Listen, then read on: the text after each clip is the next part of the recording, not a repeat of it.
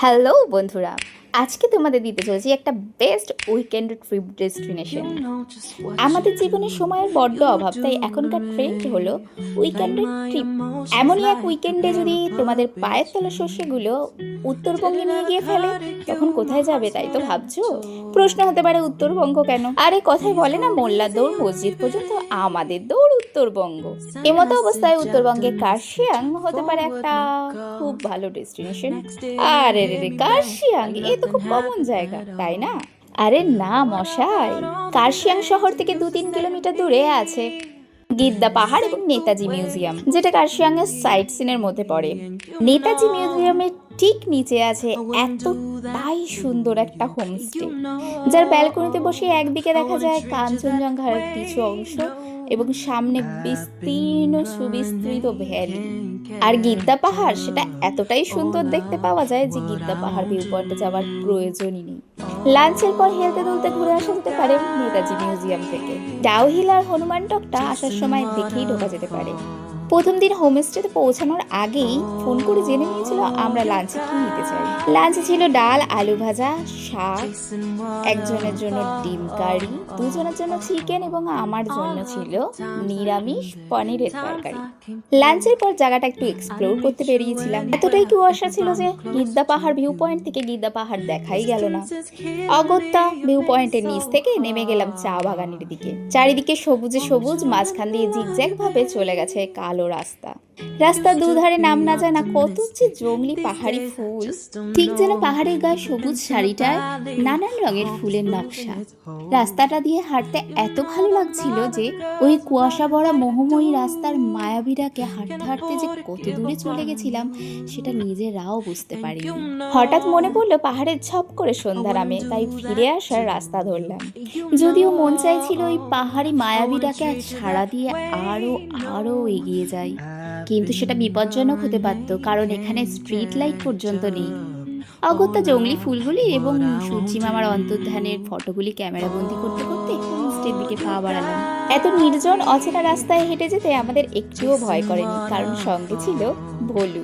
Netaji মিউজিয়ামকে landmark করে যদি share করে আসা হয়, সঙ্গে বয়স্করা থাকলে যথেষ্ট বেগ পেতে হবে যেখানে নামাবে সেখান থেকে আমাদের হোমস্টেতে পৌঁছাতে। আর যদি বুক করা গাড়ি হয় বা হোমস্টের গাড়ি হয়, তাহলে তো একদম হোমস্টের গেটে নামিয়ে দেবে। চটজলদি ডিনার করে শুয়ে পড়লাম সানরাইজ দেখবো বলে।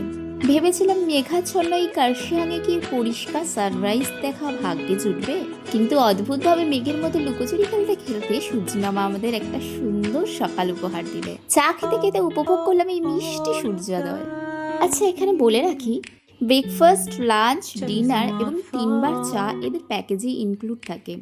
বিকেলে স্ন্যাক্স কিন্তু এদের প্যাকেজে ইনক্লুড নেই। কিছু স্ন্যাক্স অর্ডার করলে সেক্ষেত্রে এক্সট্রা পে করতে হবে। ভেবেছিলাম এত সুন্দর জায়গায় আছে, সাইট সিন যাওয়ার দরকার নেই, কিন্তু পাগলাঝোড়ার নাম শুনে মনটা কেমন পাগল পাগল করে উঠলো। 1500 টাকা দিয়ে গাড়ি ভাড়া করে বেরিয়ে পড়লাম হনুমানটা, টাইটানিক ভিউ পয়েন্ট এবং পাগলাঝোড়া দেখতে। চারিদিকে চা বাগানের মধ্যে এত বড় বজরংবলীর মূর্তি যেমন সুন্দর তেমনি বিস্ময়কর তেমনি রোমাঞ্চকর। এখানে না আসলে সত্যি কার্শিয়াং ঘোরাটা ব্যর্থ হয়ে যেত। আর পাগলাঝোড়া পাগলামি করছিল বটে, তবে আমাদের আশানুরূপ পাগল সে নয়। আমাদের বাঙালিদের পাগলামির কাছে এ কিছুই নয়। এর থেকেও বড় পাগলাঝোড়া আমরা অনেক দেখেছি। আমরা পুরো সাইট সিন করিনি, তাই সন্ধ্যের আগেই ফিরে এলাম হোমস্টেতে। এখানে আরেকটি বিশেষত্ব হলো মাঝে মাঝে এই ব্যালকনি থেকে দেখতে পাওয়া যায় টয় ট্রেন। এখানে বলে রাখি, এদের 5টা রুম আছে, উপরে 3টে, নিচে 2টো। নিচেও আছে এরকম সুন্দর বসার জায়গা, তাই বয়স্করা আসলেও কোনো অসুবিধা নেই। কার্শিয়াং যে জন্য বিখ্যাত মেঘের বাড়ি বলে, সারাদিন ব্যালকনিতে দাঁড়ালে মনে হয় যেন আকাশে উড়ে বেড়াচ্ছে। কাঞ্চনজঙ্ঘা দেখা তো প্রায় পেলাম না বললেই চলে, কিন্তু অদ্ভুতভাবে সকালটা যেন কিভাবে পরিষ্কার হয়ে যায়।